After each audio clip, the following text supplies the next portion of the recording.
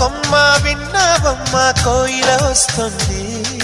విన్నానమ్మ తీయని వేణువు రమ్మను పిలుపులని.